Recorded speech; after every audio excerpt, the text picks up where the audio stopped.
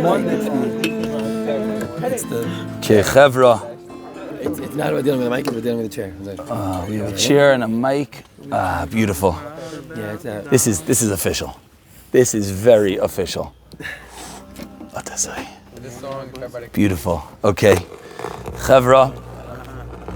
Yeah. Maybe we should have just held the mic. Okay. Everyone, please come on over. We'll share a few words of Torah on this when you're good. Beautiful day. You tell me when I'm good. It's beautiful. It's good. Yeah. This past Shabbos, we had something incredible in shul. I think it was the first Ishbitzer that came into the Heilige Shtibel. Mirza Hashem.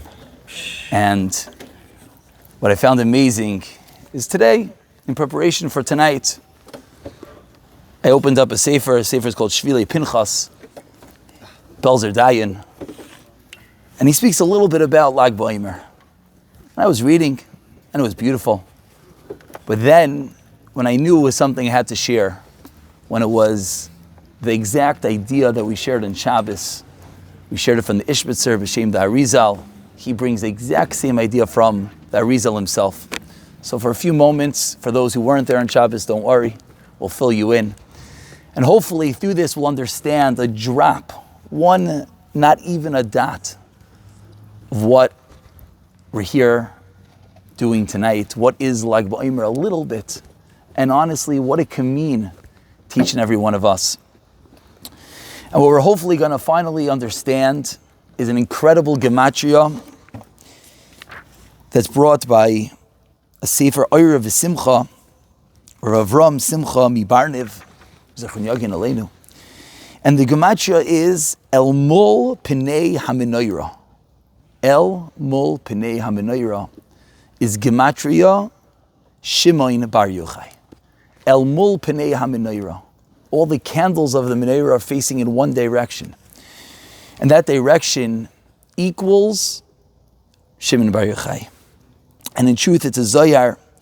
And we'll start with the Ishbitzer that we shared on Shabbos. We'll then say over the Zoyar and the Arizal, and then we'll connect it to what it actually can mean to us. On Shabbos, we spoke about the following idea. We'll say it a drop quicker for those who heard it. That a carbon, you feel free to play in the background, it doesn't bother me, whatever you like. A carbon has to be 8 days old to be a carbon. But let's understand this one step deeper. What is a carbon? A carbon is an animal, a little sheep, a little piece of physicality of Gashmias on this world. That this sheep is brought, this lamb, this goat, this is brought onto the Mizbeach. The fire comes straight from Shemayim. And this sheep is brought to the Shulchan Gavoya. A carbon is the highest level that definitely the animal could reach. Of course, through our tefillahs, we reach a similar level. So an animal has to be 8 days old. Why does the animal have to be 8 days old? Because it has to pass through a Shabbos. And the question is obvious. It has to pass through a Shabbos. So let it just say, every animal has to pass by a Shabbos. And that an animal could be 2 days old, 3 days old. Why do you need 8 days? And I'll be the Zoyar, and the truth is I'll read it from the words of the Arizal himself. The Arizal in Kisvei Ari, in Pri Eitz Chaim, writes as follows.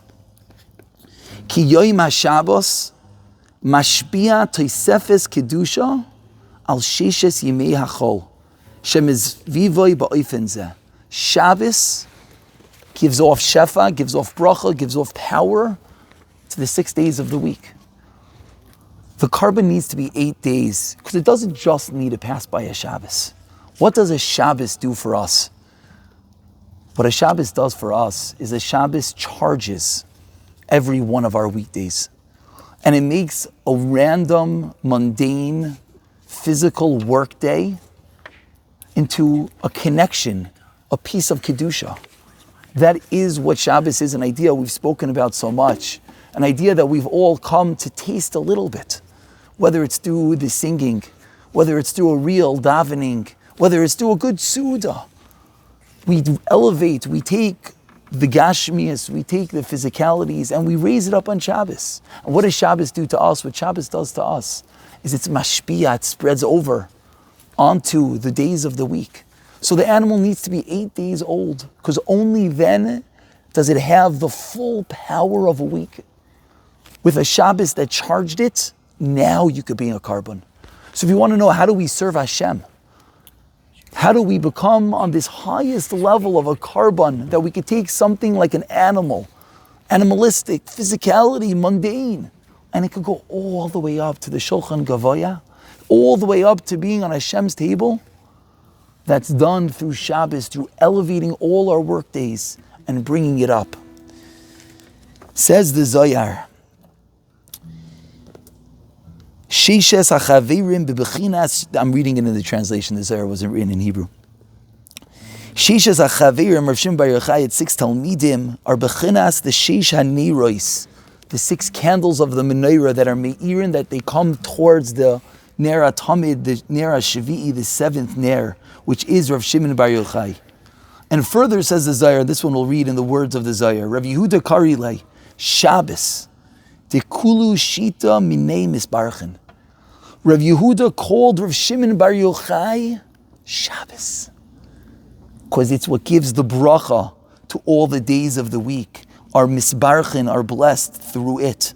So too, the Sheishas HaChaverim, Rav Shimon Bar Yochai's Talmidim, we're misbarchen, we're blessed, we're elevated through him. But the question is, it sounds beautiful, it sounds holy, it sounds wonderful. But what does it have to do with us? So I heard a beautiful idea today. On Lag BaOmer, what happened? We know the Torah Sanistar, Shimon Bar Yochai was Megala, the Zohar was Megala, the hidden secrets of the Torah. But the question is, for us, mere mundane Jews, we grapple with the revealed. So what does the hidden have to do with us? So what happened when Rav Shimon Bar Yochai left the cave? We all know Rav Shimon Bar Yochai was hiding with his son Rav Elazar. And he comes out of the cave, and what happens? And he looks, and what does he see? He sees people working, he sees people dealing with this world. And Rav Shimon Bar Yochai looks, and with his eyes, his fiery eyes, he burns the fields. He burns Hashem's creation, a baskol. Hashem himself comes down and says, Shimon, what are you doing? You're destroying my world. And Rav Shimon Bar Yochai goes back into the cave, and he learns more. And then the next time he comes out with his son, he meets a Yid, and the Yid is carrying 2 olive branches. And he says, Rabbi Yid, what are you doing? And he says, I'm bringing these home Lekavit Shabbos. He says, why are you bringing home 2? He says, 2 Zachar and Shamar. And Rav Shimon says, Hashem, HaKadosh Baruch Hu, look at your children. Look at your children taking even the most mundane and elevating it up. So what exactly happened to Rav Shimon in those years? Rav Shimon, by delving into the hidden most secrets of the world, was able to see a Yid, to see a Jew, not only on his external, because the external didn't change. It was the same world, it was the same people working. But now, what did Rav Shimon see? Now Rav Shimon saw deeper. Rav Shimon saw the inside, the panemius of each and every person. He saw the actions that one was doing, not only the simple physical action, but rather he saw the innermost workings. He saw you're not just holding 2 olive branches, you're bringing them home Lekavit Shabbos. You're doing them for Zachar v'Shamar. You're not sitting there with a bottle of wine, you're making Kiddush, you're being Mekadesh HaShabbos. You're not just sitting there with a big fat piece of meat, you're eating Mishulchan Gavoya that Hashem paid for that piece of meat. Because you're eating it as an Oineg Shabbos. So what Rav Shimon did for us, what does it mean? He revealed, he was able to teach us how we could bring out the inside of each and every one of us. So there's so many of us that there's so much externals that we have, and there's so many layers that cover us over. We've actually, if you remember, we spoke about this before Yom Kippur. And we said, what happens on Yom Kippur? What happens when we say that Hashem Elokim? What happens at the highest moment of Ne'ilah? What happens? What happens is through the entire Elul, through the entire Seres Yimei Tshuva, through the entire process of Yom Kippur, through Ne'ilah, Hashem Elokim, we're getting higher and higher. What are we doing? We're shedding all our external layers. We're slowly removing all the gashmias to the point that we come to Ne'ilah, we come all the way up. We're standing right there as the gates are closing. And as the gates are closing, we're crowning Hashem as king. Because at that moment, all our physical barriers are removed. It's only our neshama.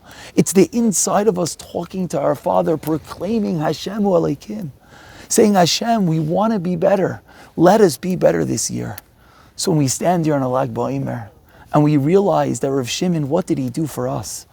Shabbos is mashpia on the 6 days of the week. Rav Shimon Bar Yochai was mashpia on his 6 Talmidim, the Ner Maravi, the candle that never goes out.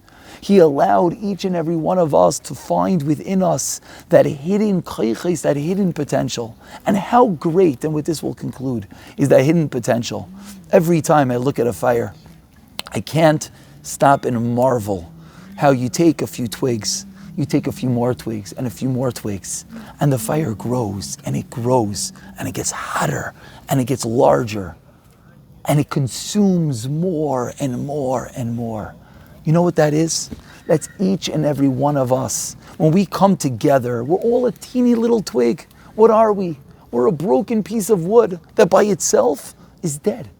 Once you break off that twig, it's not alive anymore. It can't do anything. But you take that twig and you combine it with another twig and then another twig. And what do you inject it with? You inject it with a little bit of shemen. What is that shemen? A drop of Torah.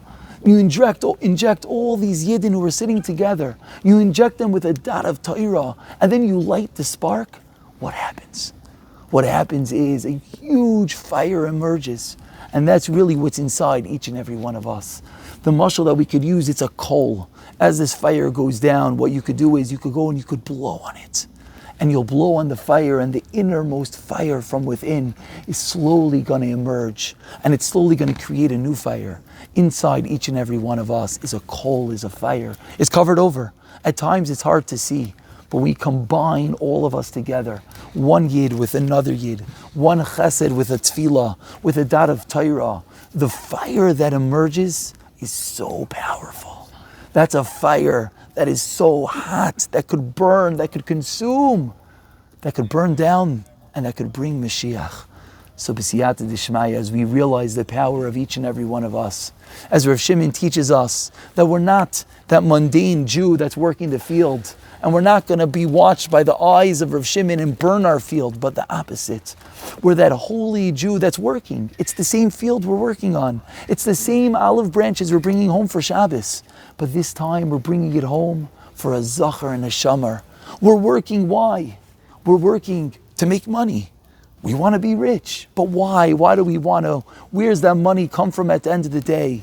So we could live a Yiddish lifestyle. So we could be Jews, that we could have all that we need to learn, to daven, to do chasadim.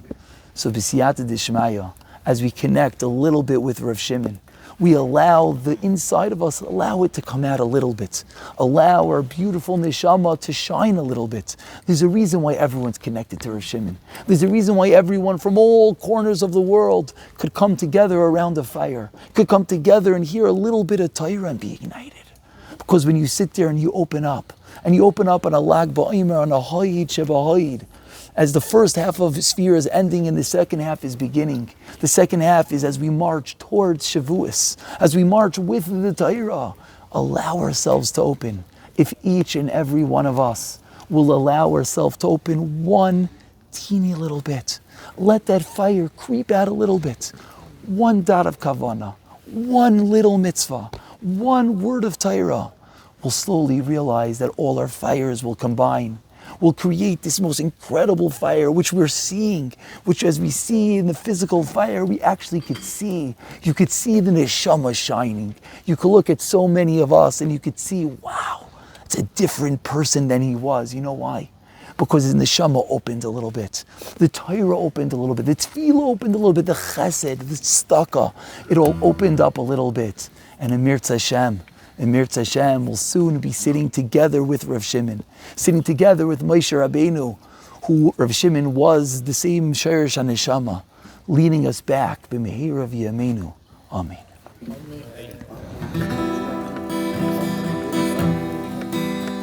Oy Rebbe, Rebbe, Rebbe.